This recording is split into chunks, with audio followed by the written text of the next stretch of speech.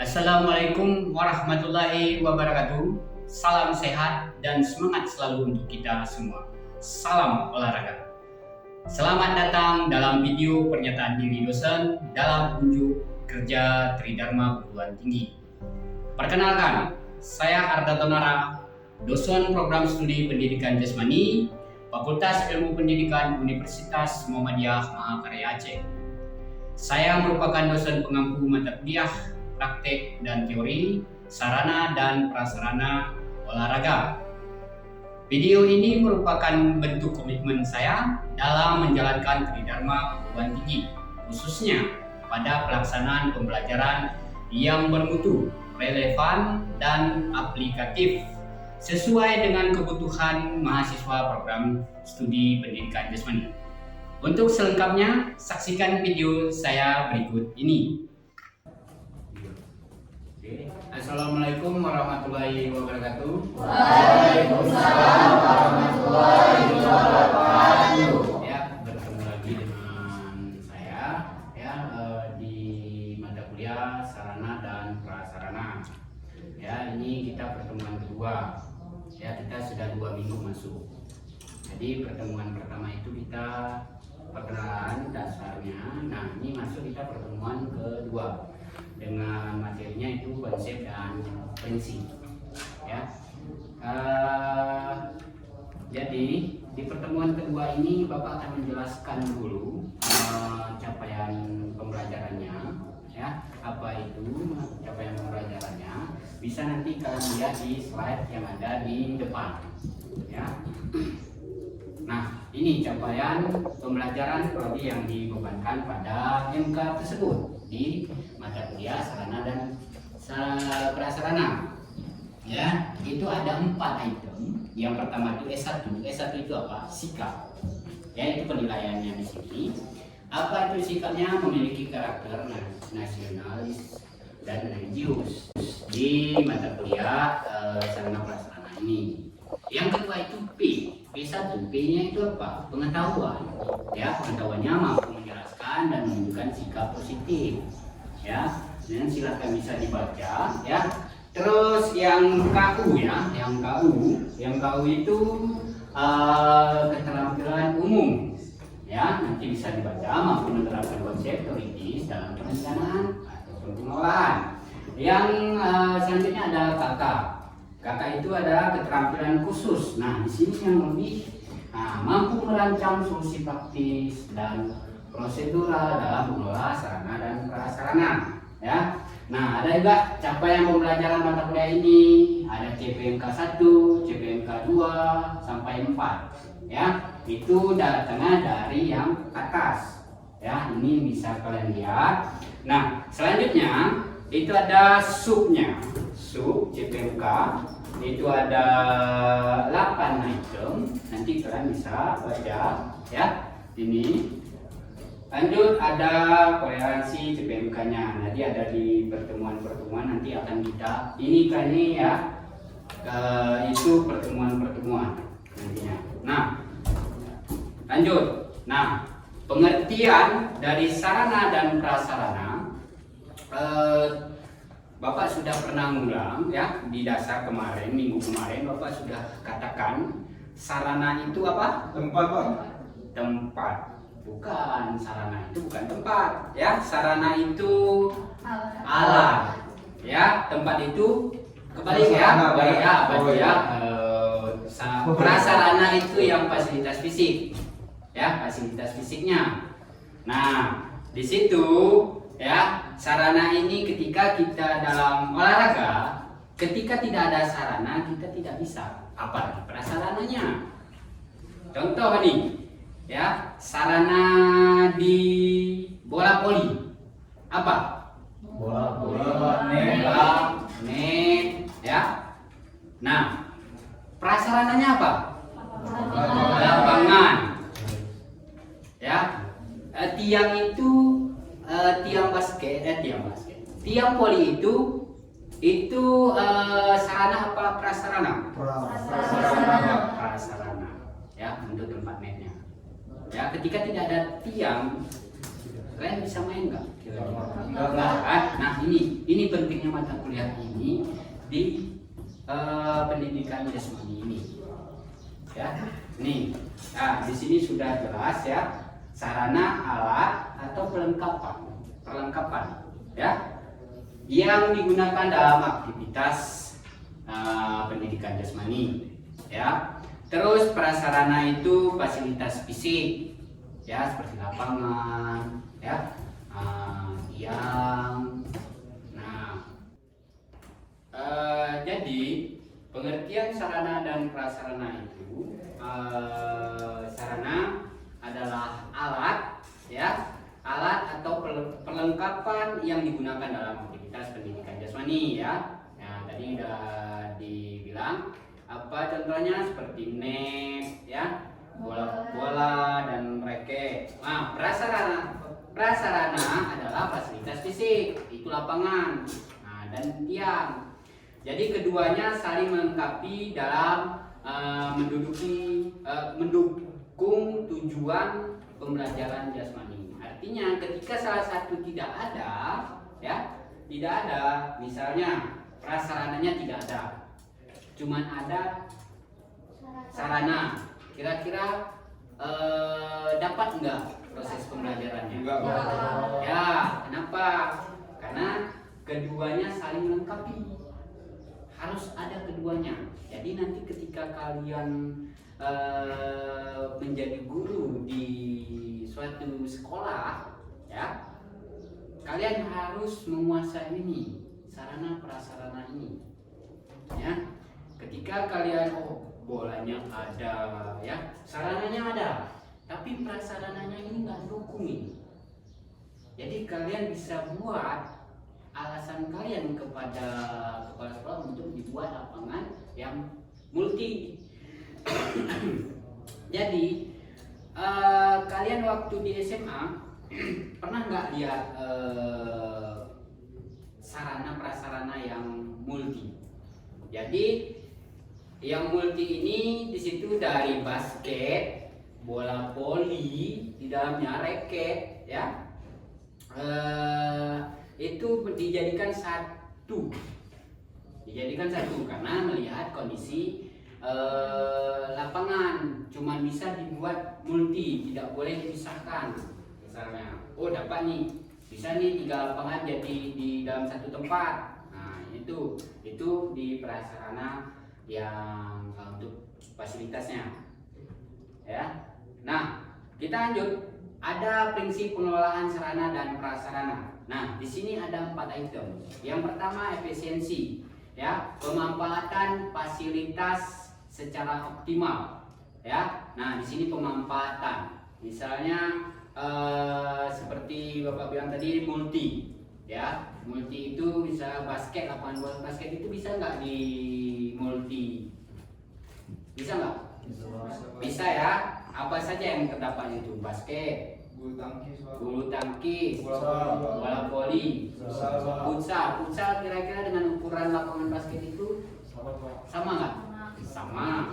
Tinggal nanti dibuat dari tiang basket itu, di bawahnya itu tiang gawangnya yang bisa diambil. Gawang itu termasuk sarana atau prasarana? Prasarana, ya. Itu tiang gawang. Jaringnya sarana, ya. Udah mulai paham, ya. Dan nah, yang kedua itu ada keamanan. Keamanan ini menjamin keselamatan pengguna alat dan fasilitas. Itu yang harus kalian lihat. Misalnya tiang bola basket, tiang ringnya itu kan itu dilas, ya, atau sebagian bukan dilas, tetapi dipasang pakai baut. Nah, itu kalian harus dicek. Jangan nanti ketika siswa main atau kalian sedang main dengan siswa, tiba-tiba bola kena bola, jatuh ke kepala. Inilah keamanan, harus dilihat. Jangan nanti udah lagi asik-asik kalian, ya, kita namanya hobi olahraga, sama apalagi sama siswa, berolahraga kan happy, kita pun main-main tapi nggak kita perhatikan keamanan lapangan tersebut.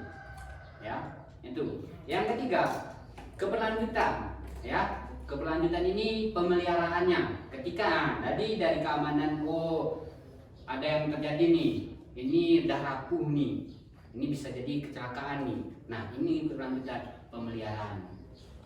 Ya, pengembangan berkelanjutannya misalnya cuma ada tadi di lapangan bola basket itu 2 lapangan multinya. Jadi kita tambahkan satu lagi apa yang bisa. Itu pengembangan berkelanjutan. Yang keempat itu ada aksesibilitas. Ya, itu fasilitas dapat digunakan oleh semua peserta didik. Ya, semua peserta didik.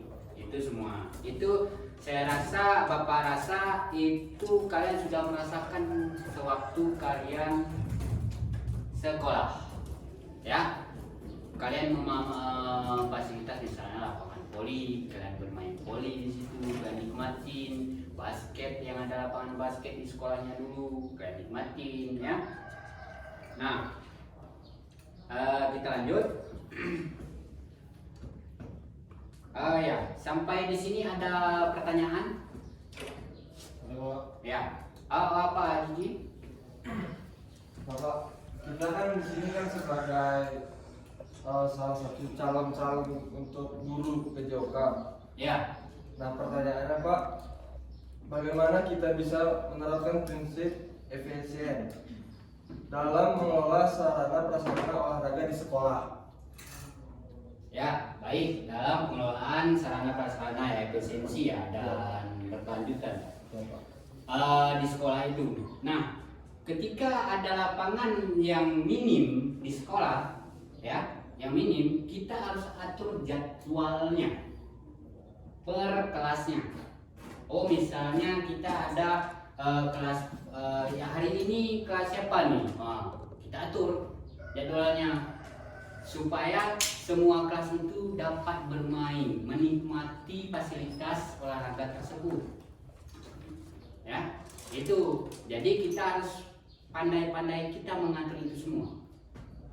Jadi jangan nanti sekali biasanya terjadi di sekolah itu kelas 1 atau kelas 7 sekarang, kelas 7, kelas 8, kelas 9 itu sekalian olahraganya jam yang sama ya. Nah, itu sesama guru itu harus ya jatahnya siapa di lapangan A misalnya ya. Ketika nanti kan ada waktunya anak-anak bermain ya, itu harus jatahnya kelas 9 di lapangan pusat. Nah, ketika cuma ada multi di lapangan tersebut, nah itu jatahnya minggu ini siapa, kelas siapa. Kelas 9 misalnya kan ada 3 tadi sekaligus jamnya. Minggu depannya kita atur kelas 8, minggu depannya kelas 7. Artinya semua yang pada hari itu, jam itu, semua mendapatkan menikmati lapangan tersebut. Jadi kita harus atur itunya, waktunya ya gitu. Nah, ada ini ya, kita lanjut. Nah, ini contoh lapangan sepak bola ya, sepak bola. Nah, sepak bola ukurannya itu ada 100, itu standar nasional ya, 100 sampai 110. Kira-kira kalian ini yang cowok nih, yang cewek Bapak belum tahu, apakah tahu lapangan sepak bola itu seperti apa? Mungkin 1-2 yang tahu, tapi kok cowok pasti tahu semua. Ya, lapangan sepak bola. Ya. 100 sampai 110 itu panjang. Lebarnya 64 sampai 75 meter. Ya, itu lebar. Nah, artinya lebarnya yang mana? Panjang ini. Ini panjang. Ya, panjang itu panjang, lebar ini Ujung. ya ini ya, dari sini. Nah, artinya dari yang 100 sampai 110 itu ini panjang ini kalau kita lihat kayak gini, ini apa ini? Panjang. Seharusnya ini lebar. Tapi kalau lapangan sepak bola itu tidak seperti itu di sarana-prasarana ini. Ya. Artinya ini panjangnya ini karena ini bentuk gambar. Pasti kalau bentuk gambar ini kita pasti menganggap ini panjang, ini lebar. Tapi ketika kita ukur di lapangan itu terbalik. Ya.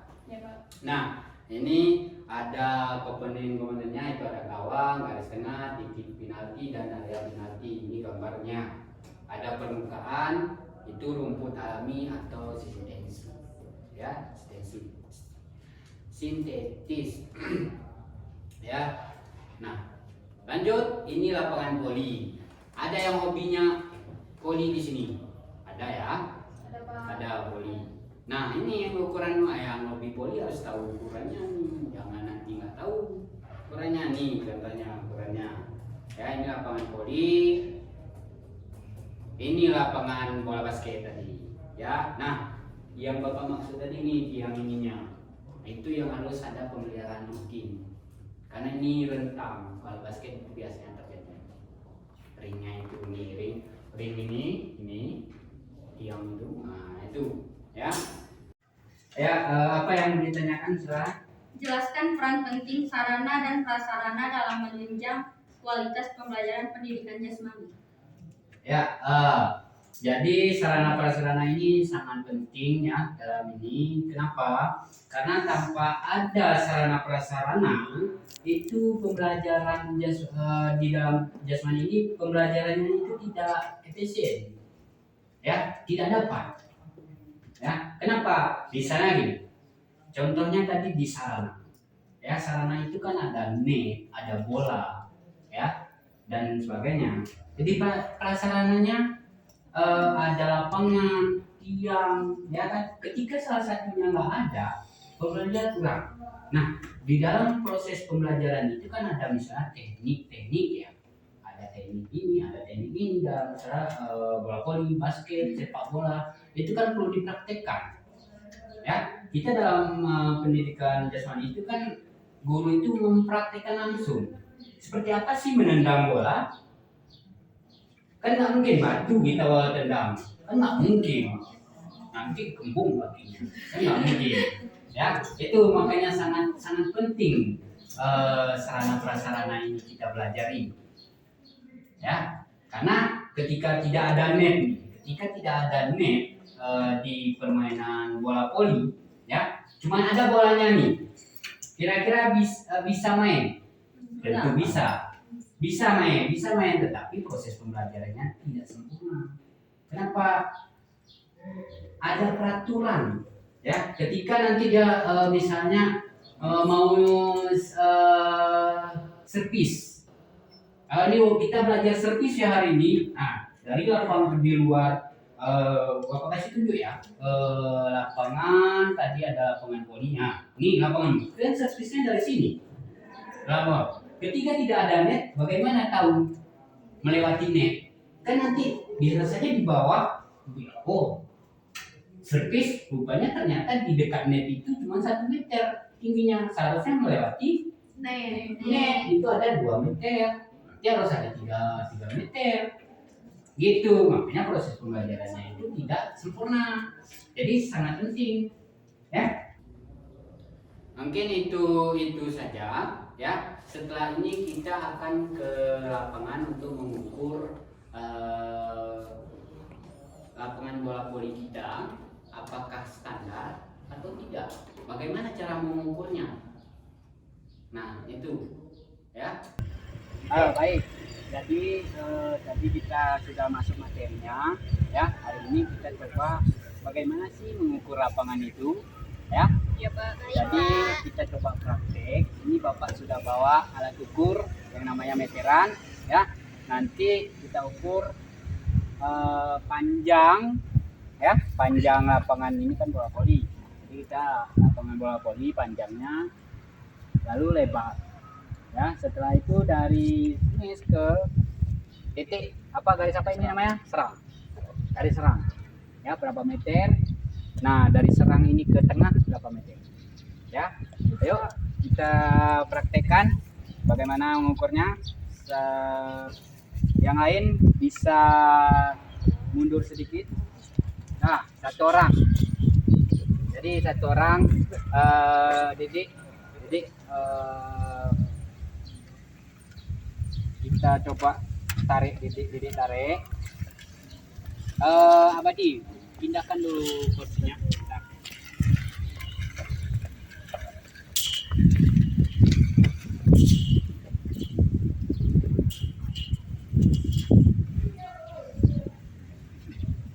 Udah, jadi di titik 0 deh ya. Dah. Nah, perhatikan semua kemari. Kurang tegang Pak. Dah, semua kemari terus nggak apa-apa. Nggak apa-apa, Pak. Oh, ya. 18. Nah, ini di sini 18-nya. Udah dari 0 itu ya. Dari 0-nya segini Pak. Ya, pas. Ya. Nah, ini. Dari satu. Udah Pak. Dah ya. Nah, di sini. Kira-kira lapangannya pas nggak? Nampaknya kurang Pak. Nah, kurang sedikit. Nah, lewat. Seharusnya 18-nya ini dapat di sini. Iya. Atau di sini. Tetapi lapangan itu di sini, di luar ini. Itu, ya. Baik. Dede, kemari Dede. Kita, Dede, di situ aja dulu Dede. Kemari. Kita ukur ke garis tengah. Ke garis serang juga Pak. Ya, enggak di garis tengah. Di garis tengahnya.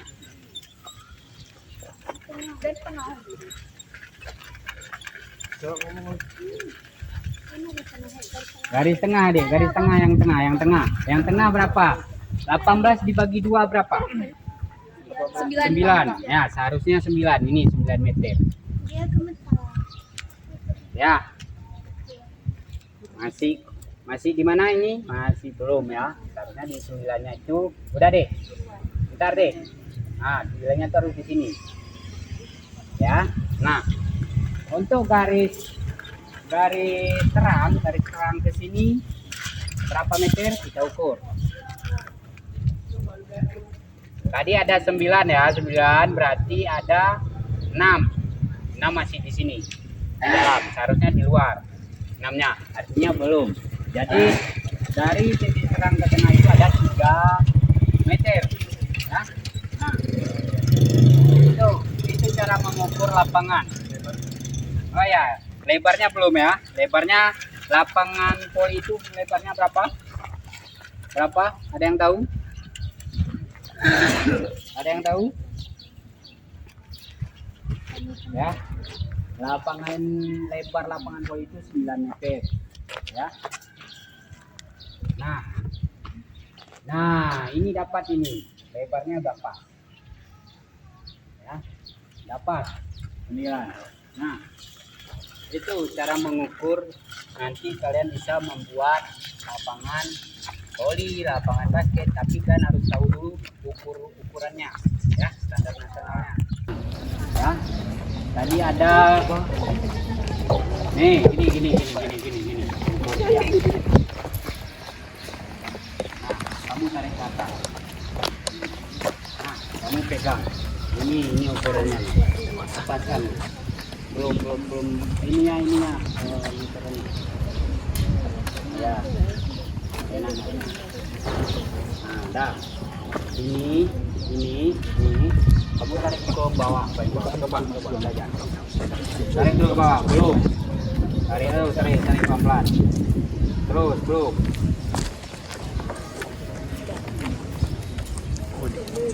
Nah, berapa kak? Berapa? Ya, berapa itu? Ya. Ini 2 meternya. 2 meter. 40. Itu baca 4 240. Ini standar. Ya. Standarnya 244. Ya. Ini ukuran tiangnya. Kalau Bapak rasa ini sama yang sana sama. Ya. Nah, Ini kita lapangan ada multi ya. Multi ini yang di tengah ini lapangan takraw. Lapangan takraw panjangnya. Oke.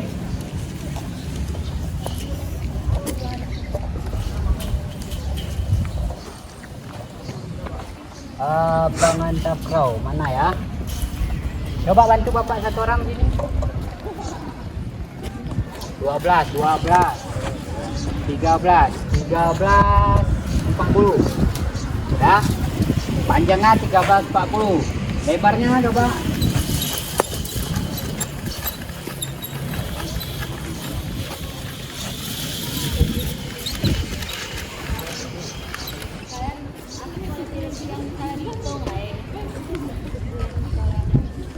lebarnya ada 6,10.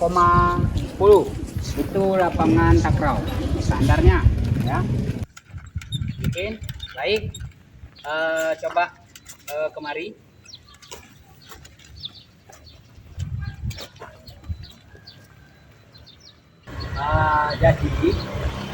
Jadi dari praktek kita mengukur lapangan ini, Bapak akan bagi kelompok ya. Kita buat 3 kelompok ya, 3 kelompok. Nah, ini yang laki 4 ya, 4 orang ini satu kelompok. Nah, dari sini dari apa? Esi ke Humaira dan belakangnya itu satu kelompok. Ini sisanya satu kelompok, berarti ada 3. Kelompok 1, kelompok 2, kelompok 3. Nah, di sini kenapa Bapak bagi? Bapak mau ngasih tugas sama kalian. Tugasnya apa? Tugasnya itu kalian buat gambar lapangan. Ya, gambaran kamu buat gambar lapangan voli kelompok 1. Ya, kelompok 2 gambarkan lapangan sepak bola. Kalian basket ya, lapangan bola basket. Ya. Jadi nanti kan buatnya di karton. Kalian gambarnya seindah mungkin. Ya, pakai warna lah. Jangan asal tarik garis, ukur. Jangan. Itu nilainya Bapak kasih 0 lah. Masa tarik pensil ini ya. Seindah mungkin. Ya. Kalian buat sarananya apa? Prasarananya apa? Ya, kan kalian udah tahu tadi sarana itu apa, prasarana itu apa ya. Nanti tugasnya dikumpulkan minggu depan ya, nanti kita akan periksa sama-sama ya. Mungkin itu saja dari Bapak ya, dengan mengucapkan hamdalah, alhamdulillah. Bapak akhiri, assalamualaikum warahmatullahi wabarakatuh. Waalaikumsalam warahmatullahi wabarakatuh.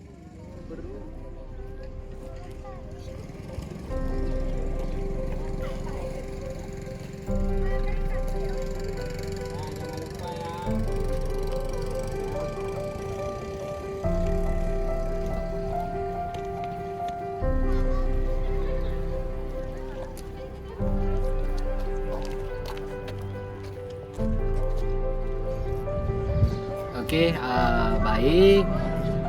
Demikian yang dapat saya sampaikan dalam video pembelajaran ini untuk mata kuliah teori dan praktik sarana dan prasarana olahraga.